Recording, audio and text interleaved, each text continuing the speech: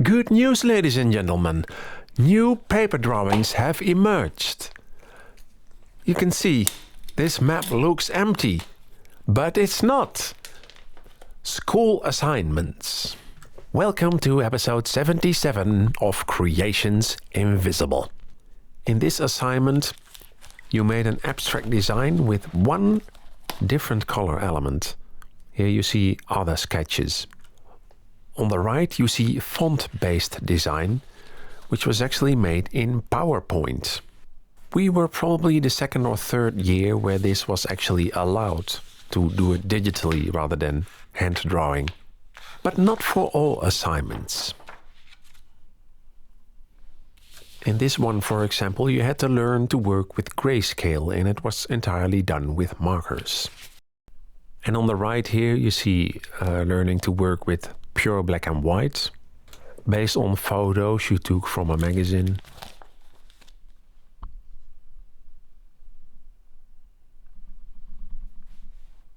Here are some sketches for a logo, of course using my initials.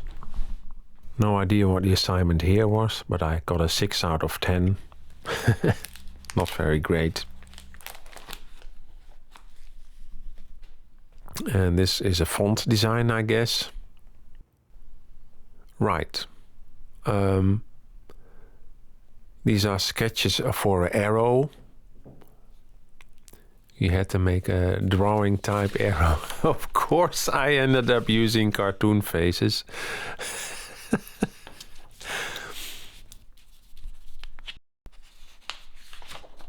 In this assignment, there is a spelling error, and the same error is also visible, like the bottom one, failure, and then more sketches.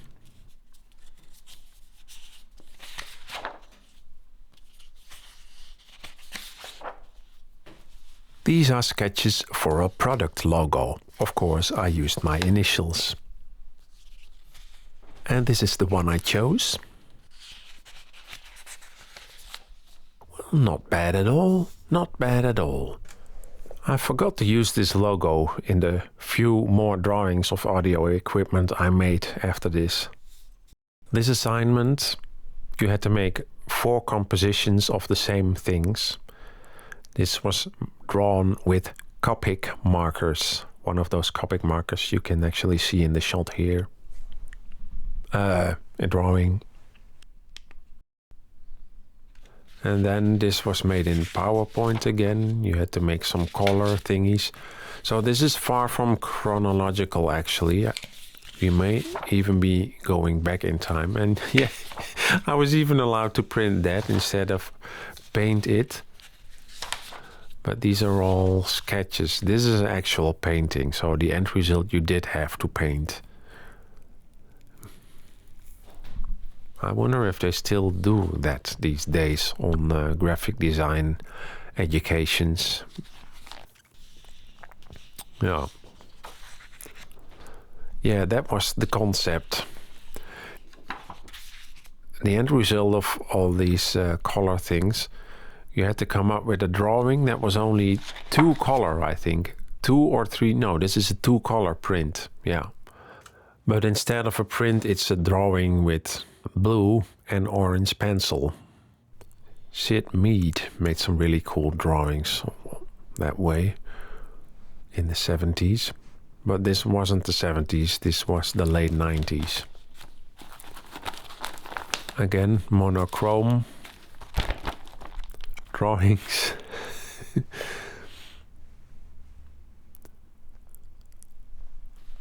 So again, I think we're going back in time actually here. Here's the final result of that assignment, a black and white pattern. And here's again some font art made in PowerPoint. Here's another version of that visual rhyme assignment. But PowerPoint was actually very useful for making graphical design in general. These drawings here, they were made in PowerPoint. So this is basically just a chaotic mix of several school assignments. yeah, an attempt at graffiti, which was quite a thing there among the peeps. So all the drawings you've seen so far were made in the first year of the multimedia design education.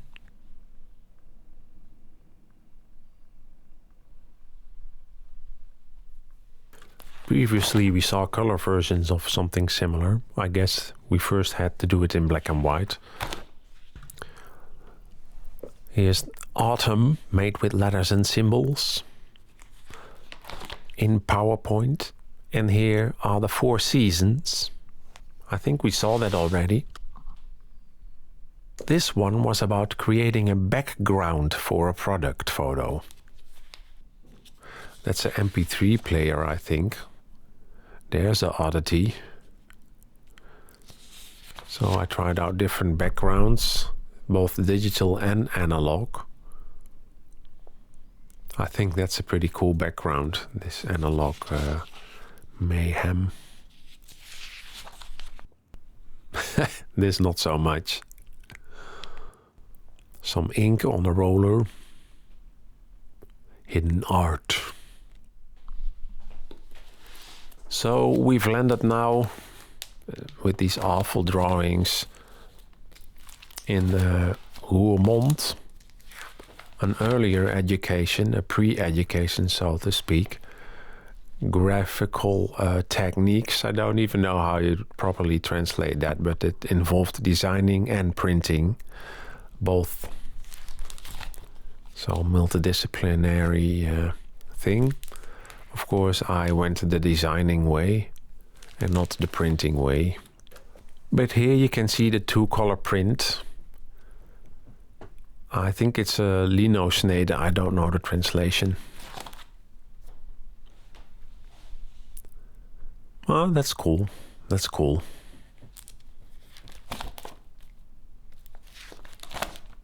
Ah, there. That's a linosnede, and that's the other color of the butterfly.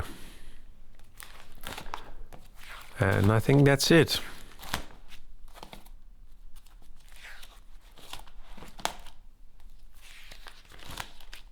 Or maybe not.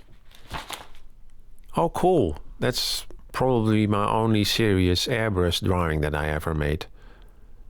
At home, actually. I got one airbrush set for my birthday, I think. This was made on a Mac Apple Classic. You know, those little black and white screen things. So it was made in some type of paint program. But the interesting thing, if you printed it, the pixels would become invisible. They would be connected to each other like it was a vector. Very interesting how that worked.